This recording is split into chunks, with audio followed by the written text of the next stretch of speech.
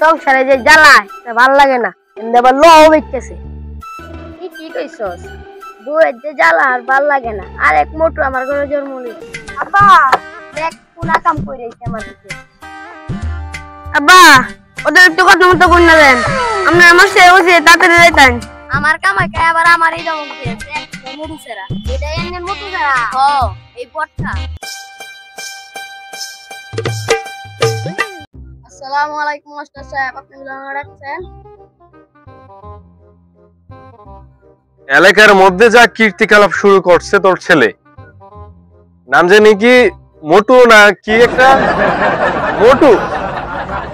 আর এই মোটু যে নাট বোল্টের পেশ শুরু করছে, আপনি কি খবর রাখতেছেন আপনার ছেলের? আবার দিতে একটা পয়দা, এটা নাই কোনো ফায়দা। আপনি আমার পথ দেখাই।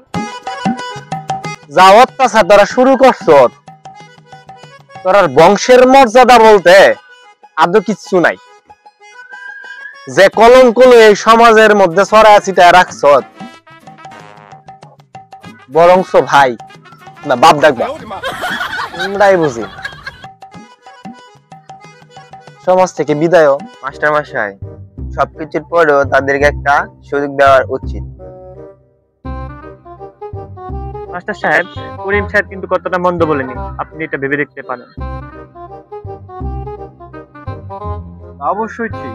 মাস্টার মশাই, এতক্ষণ শুধু বক বক করলেন, কিন্তু বললেন না তো আমার ছেলের অপরাধটা কি? অপরাধ জানতে চাস?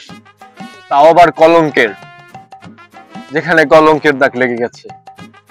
ক্রস। আপনারা যদি কলঙ্কের দাগ দেখতে চান, তাহলে নেক্সট ভিডিও আপলোড হবে 15 আগস্ট। আর এই 15 আগস্টে চোখ রাখুন আমাদের এই মাস্টার জাফর রাবিয়া পেজের মধ্যে।